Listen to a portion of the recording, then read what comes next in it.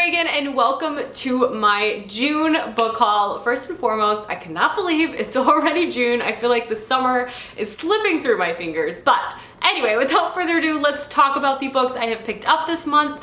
I have kind of a interesting collection of books. All of them I'm really excited about. I did kind of go on a bit of a book buying spree because this month particularly I've had the hardest time figuring out what I want to read. So whenever I kind of get like a slight ping in my brain of like, it's this is what I want to read, I like do a lot of research and try to find the perfect book that fits in that category. But anyway, let's go ahead and start talking about the books. The first collection of books I'm actually going to show off all fit within the same kind of category. At the beginning of June, I really wanted to find something that was angsty YA fantasy.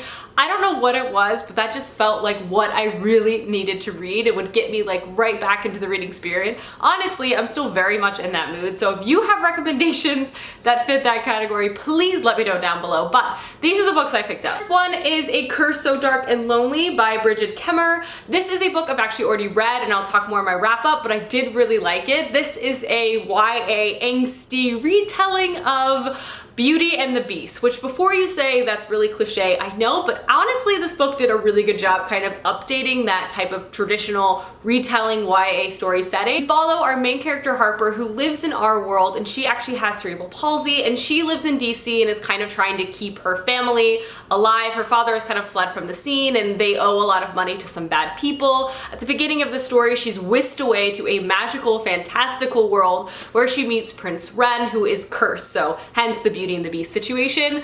This is a story where basically two unlikely people and worlds collide. It's honestly really captivating. I read this book super quickly and definitely kind of breathes new life into some YA stereotypey kind of writing situations. But again, like this is not a wrap up, but I did pick up this book this month. Next book I grabbed was Shadow of the Fox by Julie Kagawa. I've heard really good things about this across the booktube world, so I decided to give it a try. This is a YA fantasy novel that definitely follows two different perspectives from like battling sides who are probably definitely gonna fall in love, and it's going to be very entertaining. Basically there's this like magical scroll that was summoned 1,000 years ago that will grant one wish. One group of people have been like destined to protect this scroll, and another group of people are trying to steal it and enter our main characters. One is like a shape-shifting fox and another is a mysterious samurai. Again, sounds interesting, heard good things. Hopefully it's very angsty. I've actually never fully read a book by Julie Kagawa, but she's a very popular author, so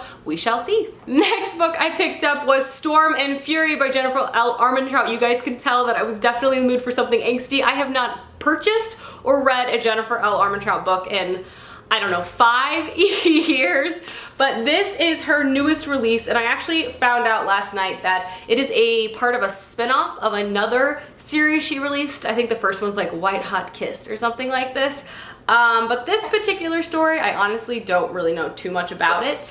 Oh, Matilda, you sassy girl. But basically it's like there are wardens who are tasked to protect humankind, and then we follow a main character who's human but like lives in this warden world, but she can see ghosts and spirits and there's demons. Honestly, I don't really know what this is about. I have read 20 pages, still don't know what it's about, but I'm hoping it's kind of like cheesy and entertaining with some great like, you know, YA fantasy moments, but we shall see. I did pick this up, so I'll let you know. Can we quickly talk about how similar these book covers are? There's clearly some book cover trends happening at the moment. Next up is a book I'm really excited about, and it's a finished copy. I have an ARC of this book, but it is Sorcery of Thorns by Margaret Rogerson. This is the same author who wrote An Enchantment of Ravens, which I read and loved last year, but this is a particular story where we follow a girl who's training to be a warden of this great library. In this world, like monsters and magic are obviously looked down upon, but they are contained and controlled within these libraries, like they're trapped in books. However, an incident at the beginning of the story leads to the release of a bunch of different monsters, and our main character is framed for this action, and I think there's pirates involved.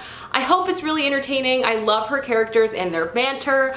This one's a lot longer than the first book she released, so I'm interested to see how that kind of plays out, but I'm just hoping for some like good character situations with like a dash of fantasy. So excited to have this as well. Next is a new YA fantasy release which looks honestly incredible. It is Spin the Dawn by Elizabeth Lim. This is described as a YA fantasy novel that has elements of Mulan and Project Runway. Say no more. Love both of those things. Basically follows our main character who is a seamstress, and she enters this like dressmaking competition that could ultimately change her life. The tagline says, "A gifted tailor in disguise, 3 legendary dresses in the competition of a lifetime." Hence the Project Runway reference. If you hear noises in the background, Matilda is playing. She's woken up from her 7-hour nap and she's ready to just be the pug that she wants to be. Anyway, this book sounds really interesting. I feel like this is combining elements I haven't really seen in a YA fantasy before, and I'm curious to see if there is more of a fantastical element kind of woven into this, but I love the idea of like a seamstress, a clothing maker. I love clothes, so I'm here for it. The next book I picked up is I Believe in a Thing Called Love. This is my YA contemporary book I hope to read this summer. Monica told me about this and honestly just sounds super entertaining. This is a YA contemporary that has elements of K-drama woven in. Basically, our main character believes anything can be accomplished with a good plan. That's how she plans to get into top colleges after she graduates high school. That's how she got elected as student body president. Unfortunately though, her luck has kind of run out when it comes to boys. She sucks at flirting and all of that nonsense. So she decides to turn to a new source of inspiration, and that is K-dramas. If you know anything about K-dramas, they're super dramatic as implied by their name. So she begins to employ tips and tricks from those, which turns her love life upside down. I'm hoping this is absolutely hilarious. I mean, I love K-drama, so I'm excited to see how this kind of interwoven into a YA contemporary setting. The next book I have to show you guys is Keeper of the Lost Cities Nightfall by Shannon Messenger. This is the last book I needed to have all 7 released books in my possession, so happy to have this obviously in my hands.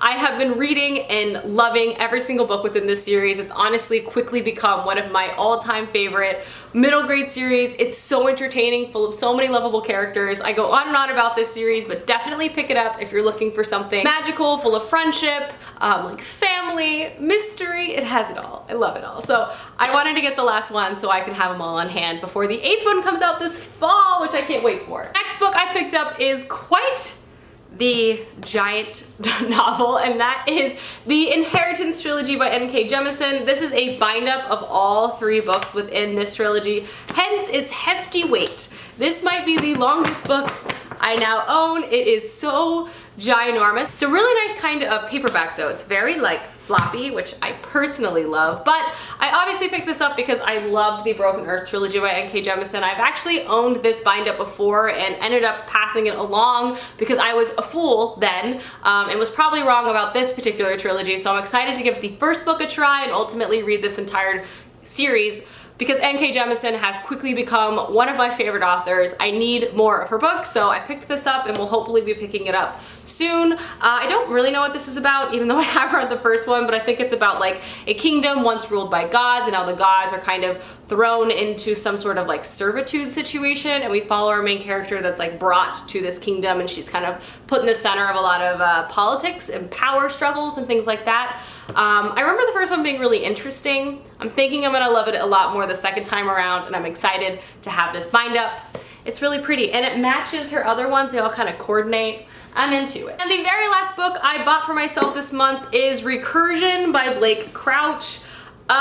This is a book of the month book. Honestly, kind of an impulse buy if I'm being honest with you, but this was said to be like a sci-fi thriller, and I believe I've read a book by this author before and I did like it. But this basically follows a detective who is investigating the devastating phenomena of that the media has dubbed false memory syndrome, a mysterious affliction that drives its victims mad with memories of a life they have never lived.